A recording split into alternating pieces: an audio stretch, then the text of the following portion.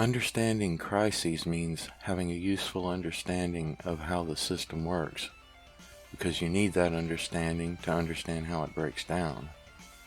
The functional aspects of it are what we should concern ourselves with, because the dysfunction of it as it breaks down is what we're concerned about. So let's look at how the economic system is intended to function and how it begins to break down. It can be explained pretty simply by thinking of it as two components that are intended to serve each other. First, you have the means of production, or the physical economy. That includes everything needed to produce products and services, and that means the businesses, labor, the equipment, new materials, brick and mortar overhead, all of it. It's the physical or tangible part of the economy. Then you have the derivatives market, which is banking and securities. Everyone knows what banking is, and securities are things like stocks and bonds. The intended function of the derivatives market is to fund the physical economy. Banks provide financing and storage. Investors provide financing for businesses, etc., etc. It's essentially seed money for the physical economy. The physical economy compensates the derivatives market by just being lucrative and growing, and the generosity of the compensation depends upon how quickly the physical economy grows.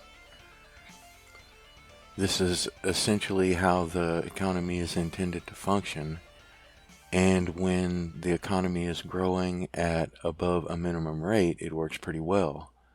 The derivatives market makes lots of money, and the better part of the population and businesses are financially secure. Under those conditions, the economy would be considered to be booming. Since we started out with a while loop, that suggests that there is also an else if in the algorithm, and here it is. This is an expression of the way that the physical economy and the derivatives market respond to the lack of economic growth under this model. We can think of complexity as features here.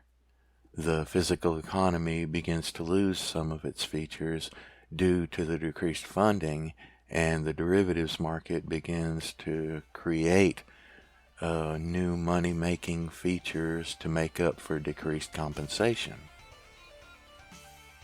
One example of how the physical economy loses features is loss of businesses. As businesses are lost, the markets suffer losses of their component businesses, thus becoming less complex. The physical economy becomes less complex as it loses its functional features. This is essentially the meaning of complexity here. One example of how the derivatives markets have gained complexity is derivatives of derivatives. This is funds betting on the outcomes of investors betting on the features of the physical economy. It's a bet on a bet, and it doesn't just stop there. There are bets on bets on bets, etc., etc. It's betception. This is a situation that gets iteratively worse over time. Many crises happen as the situation worsens. This is because there is a larger crisis encompassing it. It's many crises inside a larger crisis, and it tends to lead to collapse. We know of even larger crises, such as the global economy, risk to biodiversity, and even existential risk to the entire biosphere. It's crisisception. This is Crises Simplified. In reality, they are very complex, very difficult to define, and very difficult to sort out. But this is still a useful basic understanding of how economic crises happen now. I hope it was interesting.